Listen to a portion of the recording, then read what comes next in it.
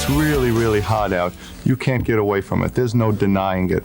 So this show is hot in the shade. No matter where you see it from, no matter where you are, it's hot.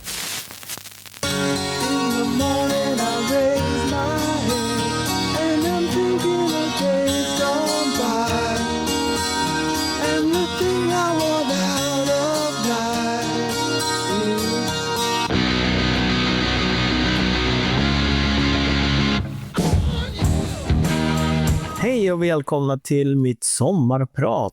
Det här är 3:e året i rad som jag gör det här med sommarprat. Och det är en stor ära att få göra det här. Jag älskar att sitta och prata. Det enda som är krångligt när man sitter så här, det är att man sitter helt ensam. Och det är inte kul att sitta själv. Jag tycker det är roligare att sitta och prata med de andra i podden och diskutera saker. Här blir mer bara ett historieberättande. Det kommer jag nog kunna genomlida. För jag gillar ju att prata. Och jag gillar ju att ni lyssnar på det. Jag gillar den uppskattning ni ger mig också. Så stort tack till er som lyssnar och tittar på Let Me Know-podden. Och stort tack till Marco, Bernt, Johan och Daniel. Mina vapendragare. Vi har spelat in mycket roliga program tillsammans. Och jag hoppas vi kommer fortsätta med det här i framtiden också. Idag tänkte jag att vi skulle prata om en framtida box som kommer. I höst kommer ju då en box på Rock'n'Roll Over. Och vad kan man förvänta sig att det finns i den då? Ja du, förmodligen så kommer det finnas massa demos. Hela plattan i originalutgåva eller remasterad. Och sen en Dolby Atmos som vanligt. Jag personligen tycker det är helt värdelöst. Men jag vet att det är vissa som gillar det och då får de lyssna på den. En eller annan livekonsert som vi kanske inte haft tidigare finns kanske också med. Det vet vi inte. Demos är den delen av boxen som jag brinner mest för. Jag gillar att höra demos. Det som är mest tråkigt är ju att Geens låtar eller demos finns ju redan utgivna i hans Vault. Och många av demosarna har varit ute sedan tidigare som har cirkulerat mellan fans och sådana saker. Det kanske inte finns så mycket mer av Geens material utan risken är att vi får massa demos från Geens som vi redan hade. Det finns ett par demos som inte cirkulerar än men som jag hoppas är med i den här boxen. Vi tar dem sen när vi kommer in i demo-delen. Och jag tror också att den här boxen kommer bli riktigt snygg. För mitt tycke så är Rock'n'Roll Over den snyggaste Kiss-plattan som Kiss har släppt någonsin. När man tittar på den är ju perfekt den här skivan. Den säger så mycket. Det här med sågtänderna runt. Rock'n'Roll Over. Kiss i varje hörna. Tecknade bilder på medlemmarna. Det finns ju en tidigare utgåva där Paul ser ut som hej kom och hjälp mig på den bilden. Och Paul var inte alls nöjd med den här och inte resten av bandet heller. Så de bad ju Michael Dorett att teckna om Paul helt enkelt till något vackrare om man säger så. Så att där är vi. Så jag tänkte idag att vi skulle gå igenom det som finns och vi kan förvänta oss av den här boxen i höst sen. Så ni är välkomna på en resa med Rock'n'Roll Over så får vi se var vi hamnar någonstans. Så välkomna! Så, jag tänkte ta lite fakta först. Rock'n'Roll Over släpptes ju då 11 november 1976. Skivan är ju då producerad av Eddie Kramer. Och Eddie Kramer behöver väl ingen närmare presentation vem han är. De flesta, eller jag tror alla som lyssnar på det här programmet vet vem Eddie Kramer är. Tekniker och mixning är gjorda av Jay Messina och Corky Stasiak i Recordplan Studio. Omslaget är gjort av Michael Dorett. Han gjorde ju även omslaget till Sonic Boom 2010. Och albumets längd är då 32 minuter och 55 sekunder. Innan vi går in på vilka låtar som är på skivan och vilka demos som finns så tänkte jag berätta lite om bakgrunden till Rock'n'Roll Over. Kiss gick då in i Star Theatre i New York i september. Varför man valde Star Theatre var för att bandet spelade i stor utsträckning in grunderna tillsammans för att de ville behålla sin energi. Så de spelade in grunderna som ett band För om man tittar bakåt så var det Destroyer hade ju många pålägg i efterhand. Så att när Kiss kommer till Star Theatre så står de då och spelar tillsammans grunderna för att sen då i oktober gå in i Recordplan Studio och lägga på sång och sologitarrer. Det roliga med den här inspelningen är att Peter Criss satt ju då och spelade trummor i ett badrum i teatern för att få ett naturligt eko och ett tajt men kraftfullt ljud. Och Peter kommunicerar med resten av bandet via video och hörlurar. Så han satt i badrummet medan de andra stod på teaterscenen. Och så spelade de tillsammans då för att få det här grunden för energin skulle behållas. Det skulle ju vara intressant om någon spelade in de här bilderna från badrummet. Eftersom han får kommunicera med video och hörlurar video. Om någon har stoppat in ett band där och spelat in hur det såg ut. Det skulle vara väldigt intressant att se. Tror inte att det finns. Aldrig hört talas om att det finns. Det kanske inte ens spelades in, utan de använder bara en video som ett länk mellan bandet och Peter Criss. Men om det finns, jag skulle dö för att se det här. Det skulle vara så riktigt coolt att se hur det här fungerade. Så, då tänkte jag gå in på själva albumet. Som jag sa så var ju skivan 32 minuter och 55 sekunder lång. Drygt en halvtimme med ny Kiss-musik. Första låten ut var ju den vi lyssnade på i inledningen av den här podden. I Want You, skriven av Paul Stanley. Den är 3:02 lång. Den är inspelad 4 och 5 oktober i Star Theatre. Och den är också inspelad den 16 oktober i Recordplan Studios. Där man la på sång och sologitarr. Så när jag pratar om Recordplan Studio på albuminspelningarna så spelar de in sången och sologitarrerna i Recordplan. Resten är inspelad i Star Theatre. Den är slutmixad den 17 oktober i Recordplan Studio. Alltså dagen efter de har lagt på sång och sologitarrerna. Och den här låten skrevs ju då under soundcheck i England i maj 76. Där de gjorde sin första turné i Europa. Nästa låt är ju låt nummer 2 som är Take Me. Paul Stanley och Sean Delaney har skrivit den låten. Den låten är 2 minuter och 53 sekunder. Den är inspelad den 28 september till 11 oktober i Star Theatre. Och från 12 oktober till 17 oktober i Recordplan Studio.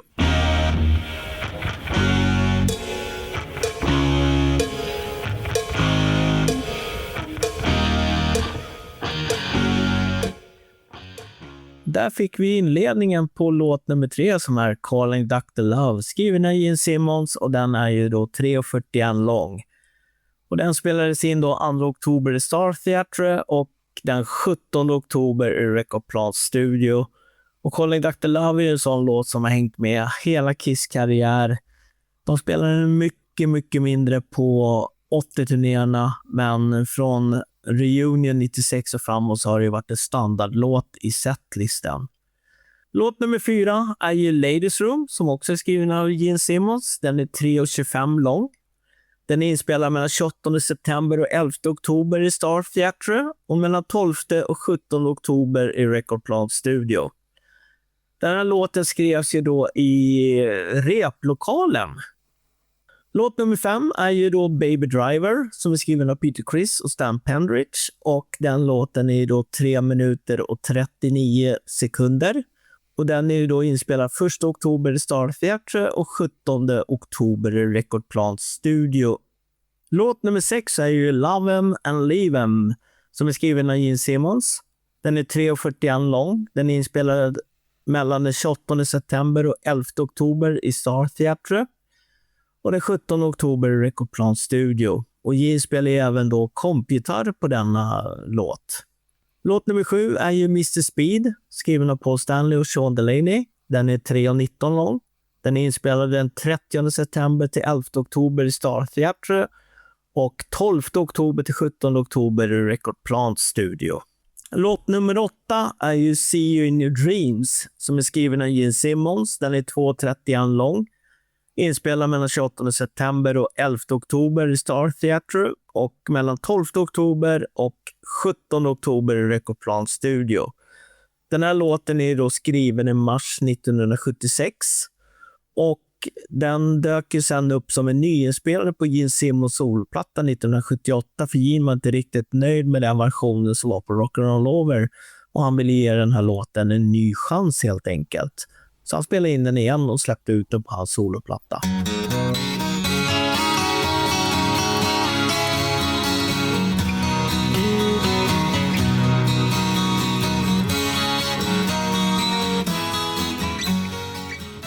Låt nummer 9 är ju då Hard Luck Woman som är skriven av Paul Stanley. Låten är 3:32 lång. Den är inspelad 10 oktober i Star Theatre och är mellan 12 och 17 oktober i Recordplan Studio.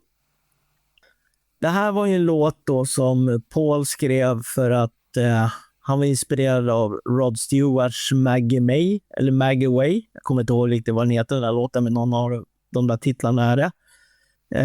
Så han ville ha en sån typ av låt. Jag tror att anledningen är något helt annat.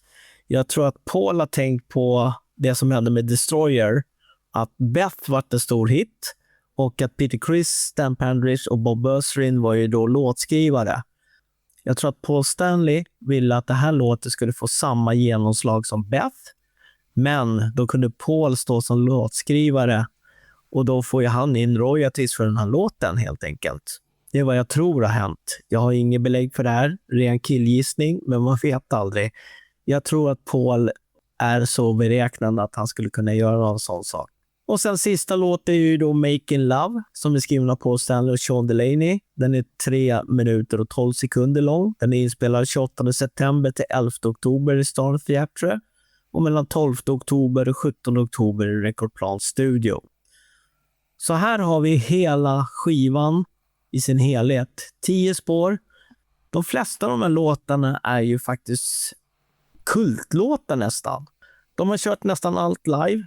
Det enda vi kan se vilka de har kört live. Vi kan gå igenom det. De har kört I Want You, Take Me, Calling Dr. Love, Ladies Room, Hard Luck Woman och Making Love. De har inte spelat Baby Driver, vad vi vet. Lovin' and Leavin' har de ju bara spelat på rehearsal, alltså repetitioner inför något tv-program, och den finns ju då på video och ljudupptagning. Mrs. Speed vet jag inte om de har spelat live, förutom på convention-turnén vet jag att de spelade lite grann, det gjorde de även med Lovin' and Leavin'. See Your Dreams, ja det är ju samma där, convention-turnén, och den var ju även släppt sen då på Unplugged-skivan, så det är det som finns. Så, då var det dags att gå igenom demos och outtakes. Det finns mig vetligen 26 olika demoinspelningar. Nej, det gör det inte. Inte tillgängliga, men det finns 26 stycken som skulle kunna finnas. Vi kan börja med den första som är I Want You. Den vet vi inte överhuvudtaget om det finns som demo eller om den är inspelad eller någonting sånt överhuvudtaget. I Want You var ju med i Kiss boxset där det skulle vara en demo, men det är ju faktiskt en soundcheck. Så det är ingen demo överhuvudtaget. Det är väl det närmaste vi har i sådana fall, men jag klassar inte det som en demo när det är soundcheck. Det är något helt annat. 1, 2, 3, 4!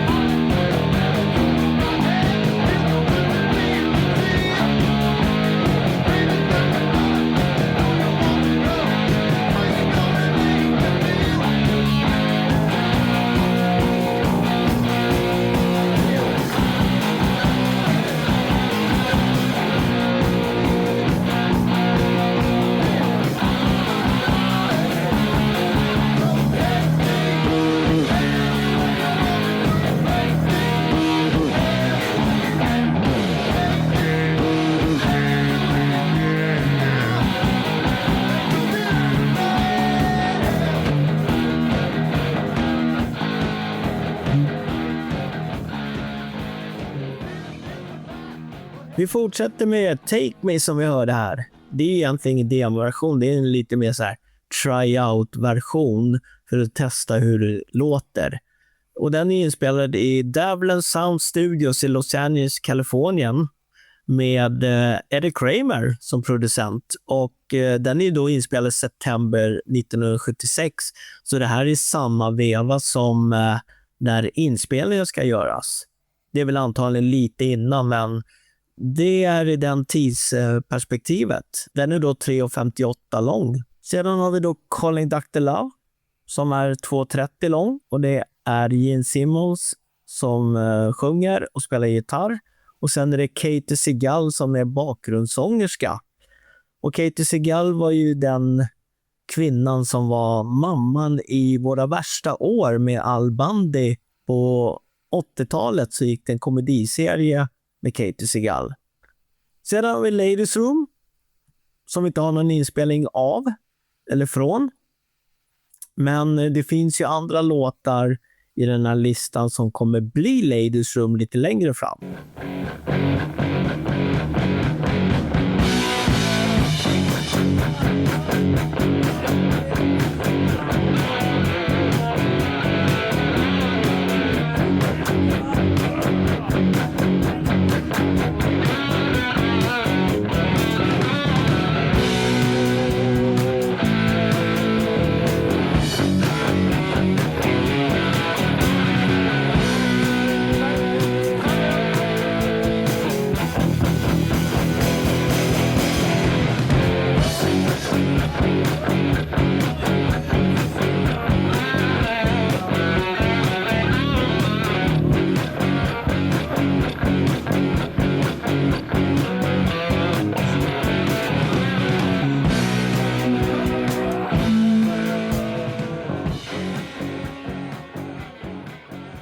Och det där var då Baby Driver med Gene Simmons på sång.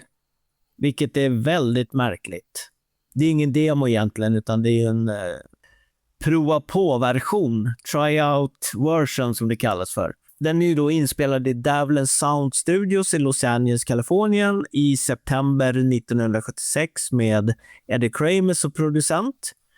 Anledningen till att Gene sjunger Baby Driver som då är skriven av Peter Criss och Stan Pendridge är ju ett litet mysterie. Jag har en känsla av varför de gör så här. Eftersom låten då är 3,32 lång och det är rätt text i början. Ju längre låten kommer desto mer skatt blir det. Alltså att man sjunger inte den riktiga texten utan man mumlar mest texten. Det kan vara att Gene ville visa Peter hur den här låten skulle framföras för att den skulle passa in på Rock'n'Roll Over. Det kan vara så att den tidigare versionerna Gene hade hört var att det var för mjäkigt på något sätt, eller mesigt, jag vet inte, men jag tror att det handlar om det, för annars vore det ju konstigt att Gene sjunger en låt som Peter och Stan Pendridge har skrivit, så Peter borde ju kunna sjunga den utan problem, men det kanske var lite klent i rösten eller någonting, så Gene ville visa hur det här skulle låta.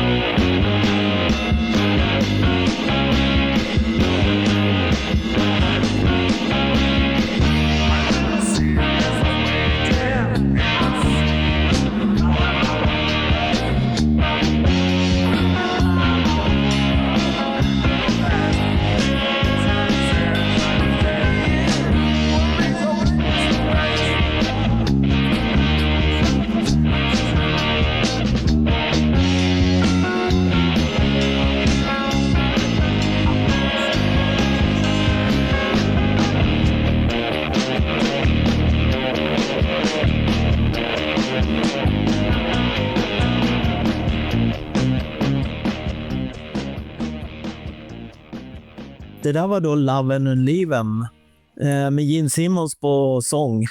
Och det där är en inte jättetidig demo, men den ligger i samma veva som inspelningen av själva albumet. Och denna låt skapades ju då från delar av en låt som hette Drive Me Wild, som sen skrevs om lite och blev Rock'n'Roll All Night. Och riffet från refrängen användes också senare till Burn Bitch Burn som dök upp på Animalize 1984. Sedan har vi då Mr. Speed, demoversionen, där Paul Stanley sjunger och spelar kompgitarr. Och det är Bob Kulick som spelar sologitarr. Och det är Bill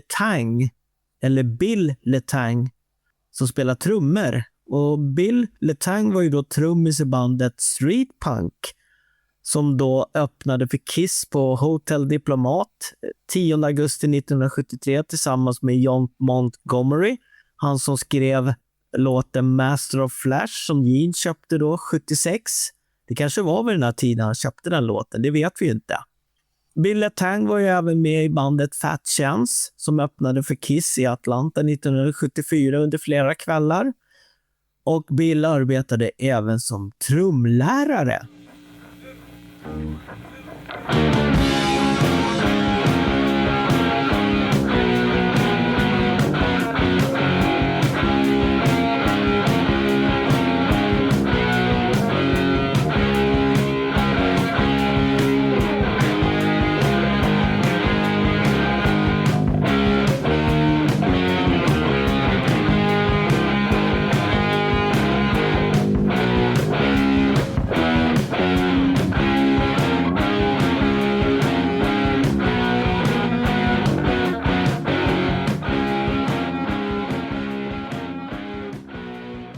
Det där var ju då See You In Your Dreams, en instrumental sån här prova på-version, tryout version som då är inspelad i Devil Sound Studios i Los Angeles, Kalifornien i september 1976 med Eddie Kramer. Och det är då instrumental låt. Så det är 3 låtar som kommer från Devil Sound Studios. Det är ju See You In Your Dreams, det är Baby Driver och Take Me. Och de här dök ju då upp på någon reel eller någonting som Eddie Kramer hade ägt för några år sedan. Rätt intressant faktiskt. Det finns ju 2 versioner på See You In Your Dreams. Det finns ju också en demoversion som är inspelad på Record Plant Studio där Gene sjunger sången och spelar trummor och bas. Katie Segal är ju bakgrundssångerska och Michael DeBarris är också bakgrundssångare på den här inspelningen. Vi har Hard Luck Woman som vi inte har någon information alls om. Vi vet inte om det finns en demo eller inte. Det är okänt. Vi har Making Love där Paul sjunger och den ska tydligen vara producerad Eddie Kramer. Den har vi inte heller. Sedan ska det finnas en demoversion på Dirty Living som är skriven av Peter Criss och Stan Pandridge. Så Dirty Living har en kvar alltså från Lips-tiden fram till nu och sen fram till Dynasty där den då släpptes. Men det finns ingen inspelning tillgänglig på den här versionen så vi vet inte hur det låter överhuvudtaget, men kanske dyker upp någon dag i boxen. Vi vet inte. Vi kan ju hoppas att det blir så. Sedan kommer vi då till den mest spännande i hela listan och jag hoppas verkligen att den här finns med i Rock'n'Roll Over-boxen. Jag kommer bli grymt besviken om det inte finns med. Det är en låt som heter Queen for a Day som är skriven av Gene Simmons men var tänkt som sångdebut för Ace Frehley. Det finns i studiologgan att den är inspelad från 30 september till 1 oktober i Star Theatre där de spelar in Basic Track. Och från den 12 oktober till 17 oktober så är de i Record Plant Studio där de spelar in sång och sologitarr. Jag hoppas verkligen att det är Ace som sjunger den, för då är det den tidigaste sångdebuten vi har på Ace någonsin i Kiss karriär. För som ni vet om så kom ju då hans sångdebut på albumet efter Love Gun. Så det här är verkligen en låt jag hoppas är med. Jag kommer bli otroligt besviken om den inte är med i boxen. Det här är en låt som jag vet att de har funnits i många år. Det var ju tänkt att den här skulle vara med på Double Platinum. Men enligt Sean Delaney så var ju det en instrumental version och inte en full version. Men det verkar som att det finns en full version. Så vi får hoppas att det är en full version och inte den instrumentala. Jo, jag nöjer mig med instrumentala också. Jag vill höra den här låten som har varit mytomspunnen i så många år. Sedan har vi då låten High and Low där Gene Simmons sjunger. Och det här är en låt som finns med i Walton.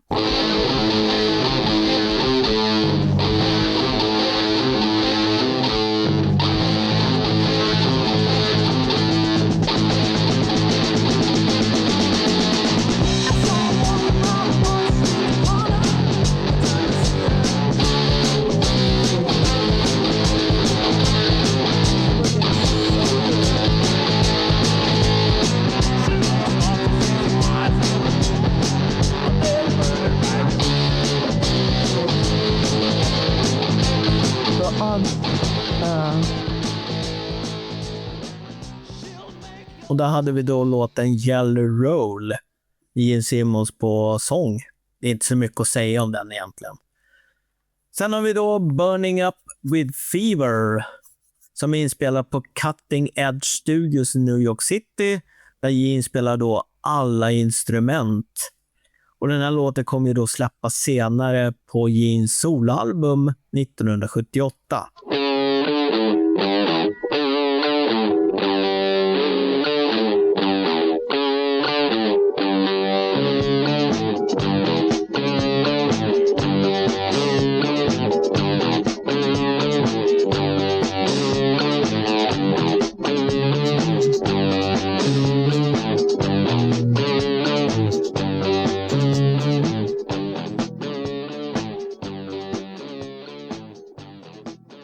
Och det där var ju då den instrumentala Daily Planet med det där förbannade jävla riffet som Gene har försökt trycka in i låt efter låt efter låt. Det började redan med Mongoloid Man och sen har han försökt igen och igen och igen. Och så var det de här stackars Sleazy Bees eller vad de hette, stod i någon replokal där de videofilmade där han stod och körde det här förbannade riffet. Och de såg så förbannat uttråkade ut. Tänkte bara, vad fan är det här för jävla skit?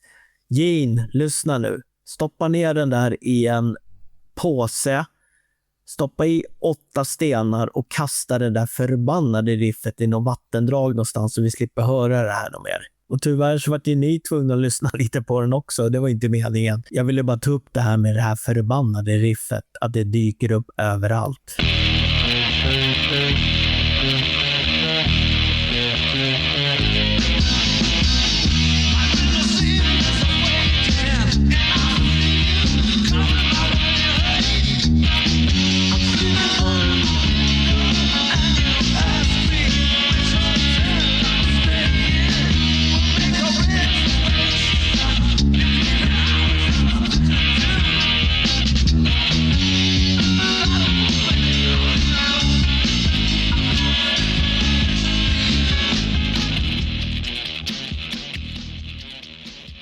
Det där var ju då låten Rock'n'Rolls Royce med Gene på sång. Och det här var en låt som senare blev Love and Leave 'Em. Sedan fanns ju den här Rotten to the Core där Gene sjunger och den finns ju med i The Vault också. Tror jag att den är med. Annars har den cirkulerat bland fans innan. Så det är inget speciellt med den låten egentligen. Jag har för mig att den dök upp även som någon demo till Cannibals of Soul, men jag vet inte om det är exakt samma låt egentligen, men så kan det vara. Vi får väl se om den här dyker upp i boxen eller inte.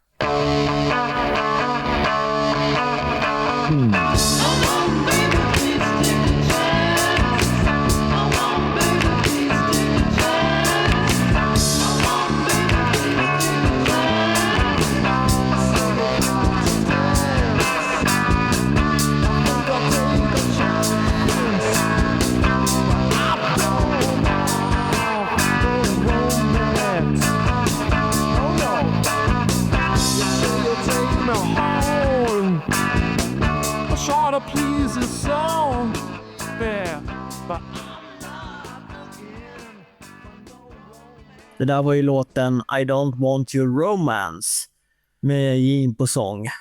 Den där låten blev ju senare Ladies Room.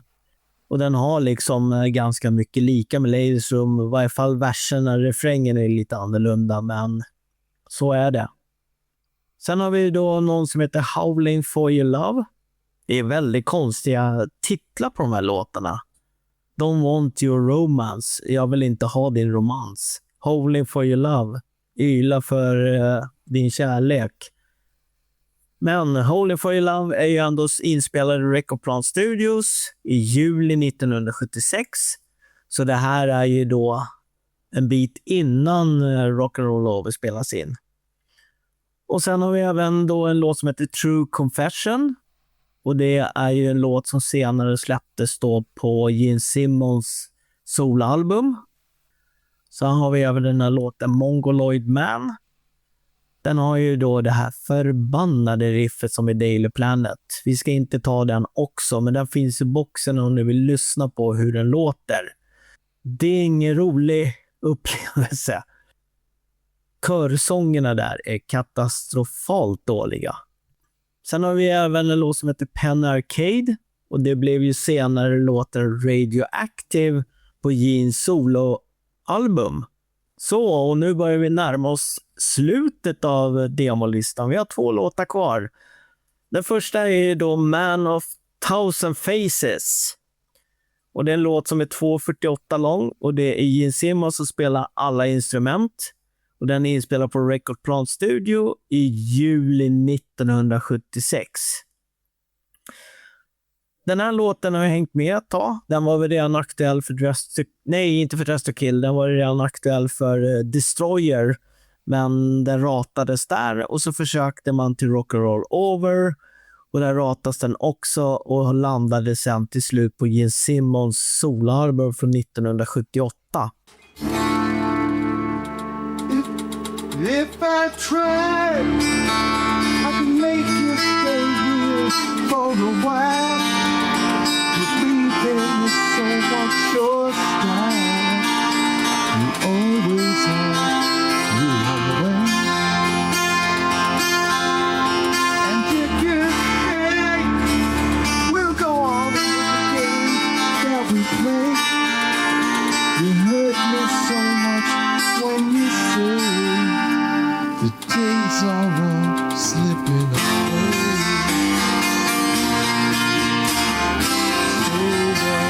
So long, my heart keeps telling me to be strong, but I can't tell you when you know.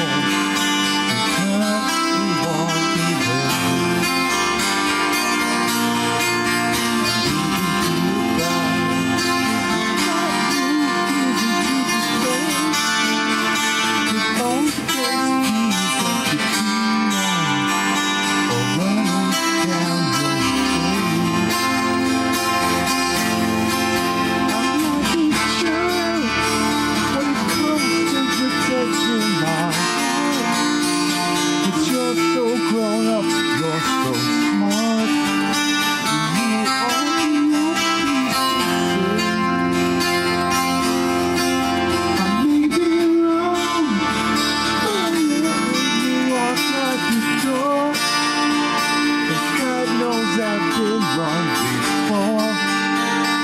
Just can't be hurt anymore. So long, my heart keeps telling me to be strong, but I can't tell you where to be more. So tough will walk away.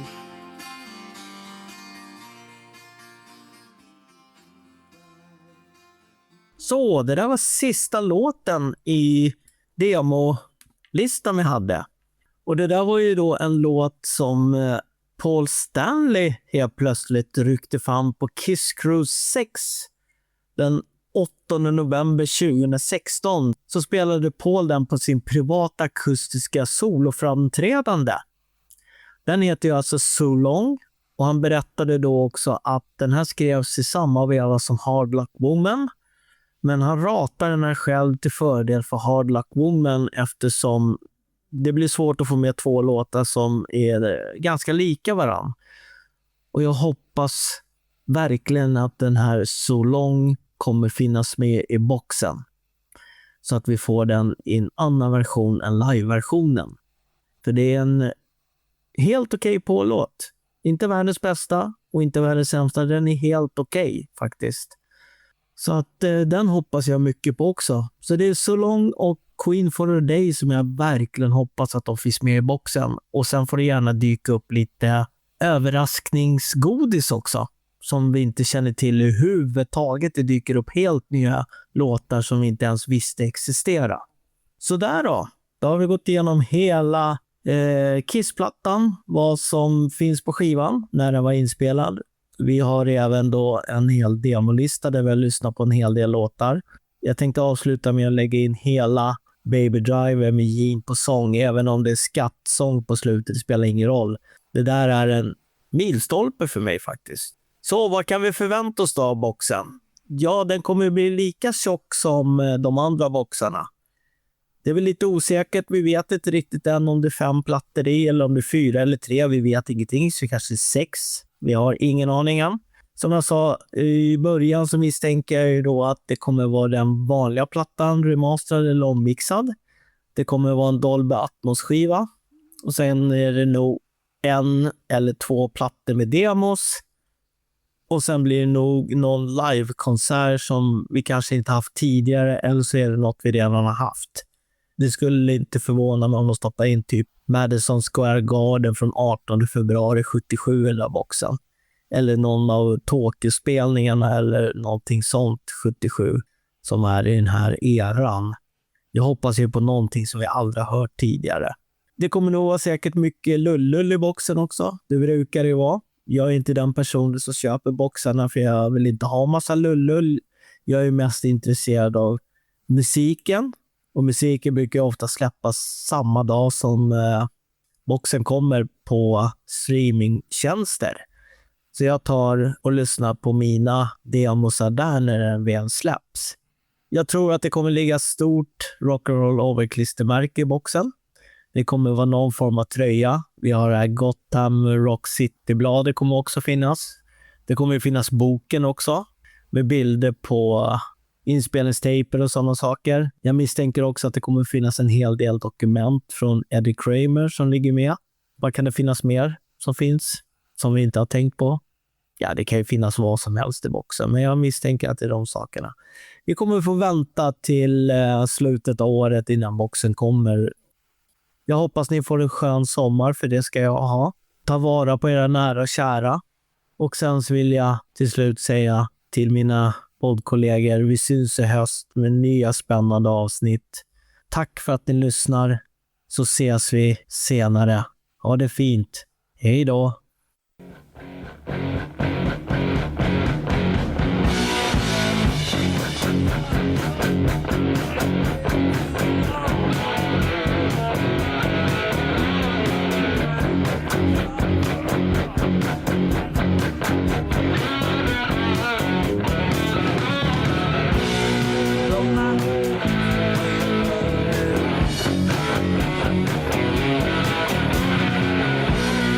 No matter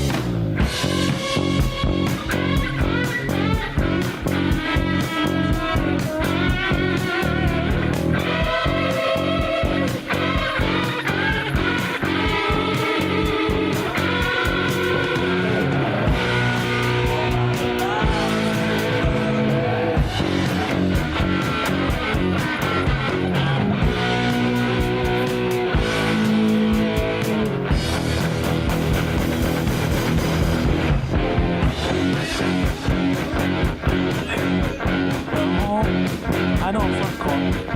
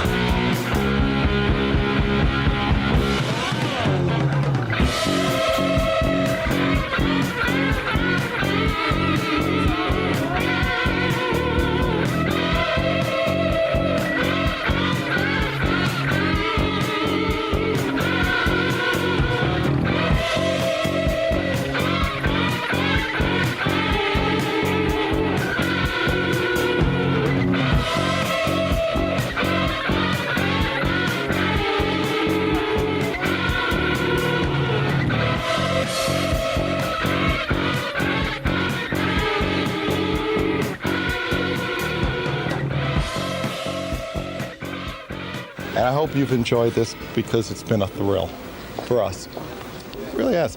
We enjoyed this. If we were funny or not funny, we tried our best.